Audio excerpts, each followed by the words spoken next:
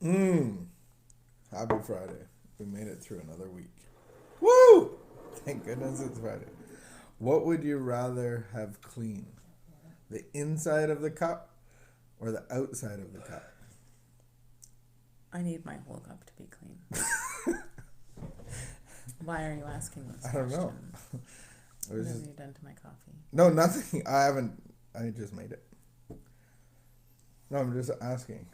It's more of a provocative question. No, thought provoking. It's more of a. No, if it's trying to have extra meaning, it's not working. Okay. I think biblically we're supposed to. Yeah. The inside. The inside.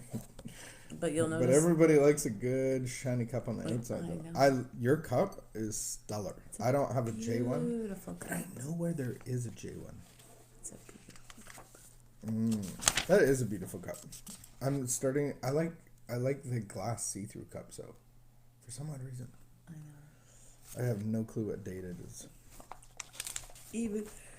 We did letting go of fear yesterday. And today is even. It's not the hot days. You're the even days. I see the title. Giving ourselves what we deserve. You can read. Do you want to read? Oh, I struggle with reading. I worked at a good job, making a decent salary. I had been recovering for years. Each morning, you wrote this. I got into my car and I thanked God for the car. The heater didn't work, and the chance of the car not starting was almost as great as the chance that it would. I just kept suffering, though, and thanking God. One day, it occurred to me that there was absolutely no good reason I couldn't buy myself a new car that moment, if I wanted one. I had been gratituding myself into unnecessary deprivation and martyrdom. I bought the new car that day. Often our or a bus pass. Or the O train. Remember the O train? Oh, sorry. Intro. Often our instinctive reaction to something we want or need is, no, I can't afford it. The question we can learn to ask ourselves is, but can I? Many of us have learned to habitually deprive ourselves of anything we might want and often things we need. Sometimes we can misuse the concept of gratitude to keep ourselves unnecessarily deprived. Gratitude for what we have is an important recovery concept. So is believing we deserve the best and making an effort to stop depriving ourselves and start treating ourselves well. There is nothing wrong with buying ourselves what we want when we can afford to do that. Learning to trust and listen to yourself about what you want. Learn to trust and listen to yourself about what you want. There's nothing wrong with buying yourself a treat, buying yourself something new. There are times when it is good to wait. There are times when we legitimately cannot afford a luxury, but there are many times when we can. Today, I will combine the principles of gratitude for what I have with the belief that I deserve the best. If there is no good reason to deprive myself, I won't. Let's go get our hair and our nails done.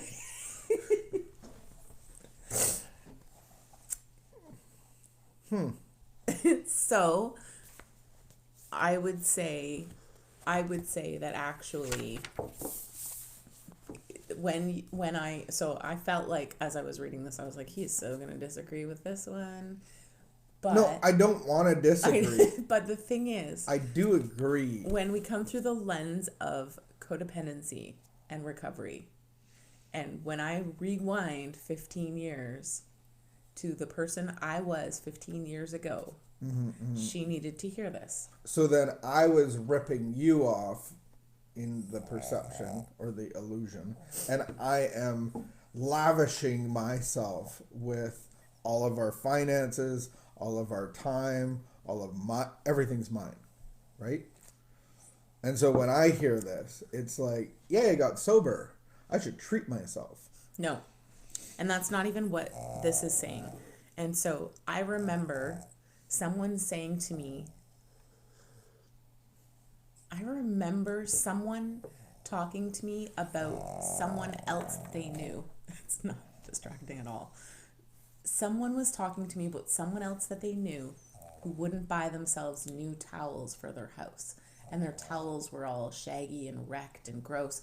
And the friend was admiring my friend's towels. Mm-hmm. And I remember her saying, like, it doesn't make any sense. Like, she doesn't buy herself new towels for herself. And yet she's coveting what I have. Why doesn't she just buy herself new towels? She's just stuck in this mindset of, like, living, you know, waiting for the other foot to drop, waiting for the hammer to drop, right. And so you have to save all your money because but somebody might drain the bank account. When I was living that way, I wasn't actually like saving any money.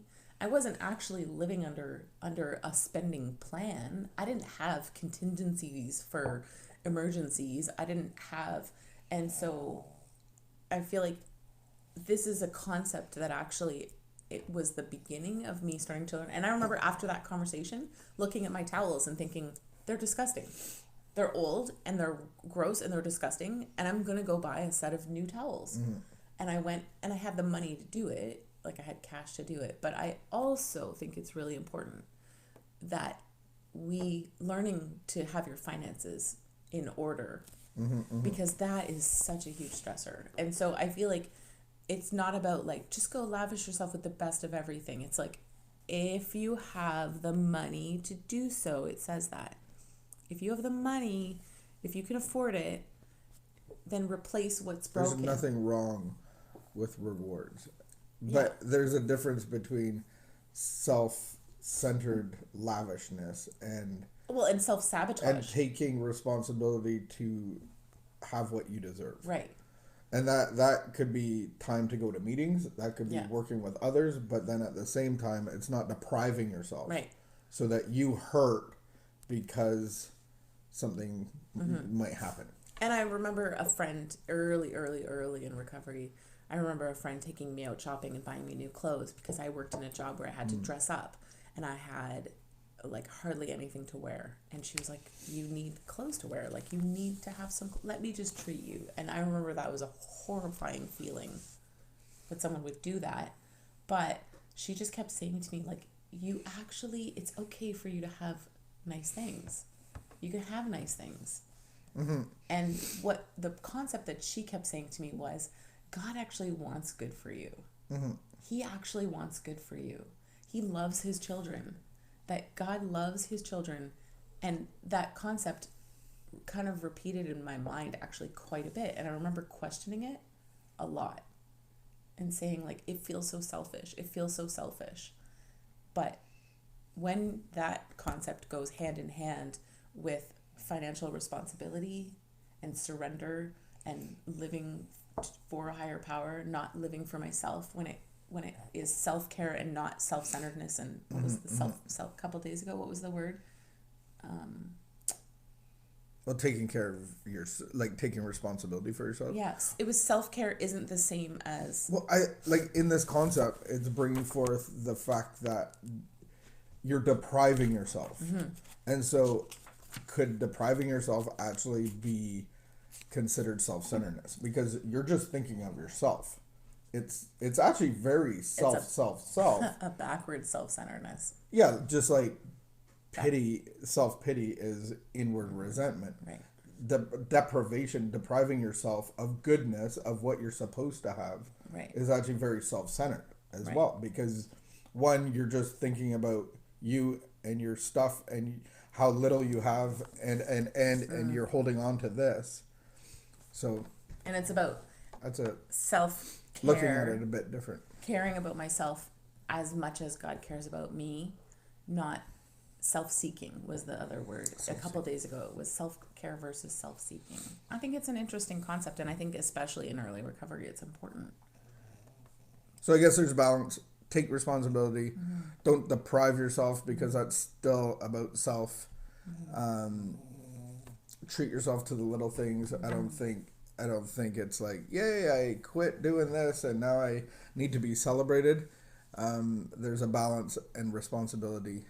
Mm-hmm. And depriving yourself is self-centeredness. Yeah, I think so. So let's all treat ourselves today to a new car. No, that's not what it's saying. A new pug. I want a black pug. But I think I think the it Imagine would having be a black and white pug. value yourself today. Value What would yourself. your higher power say to you of how your higher power wants to love on you today? Yeah. How does God want to love on you today? I think a lot of times we come from a place of not being able to receive Yeah. from others or getting help or just not being able to receive things. And so the love of God actually gives us the ability to receive love and affection and the good things that are out there, not just holding on to the bad things, the frayed things, the rusty things, but actually getting new things. So I think there's a lot of fear in there. I think there's a lot of self in there. Yeah. All right. Happy Friday. Let's get it on.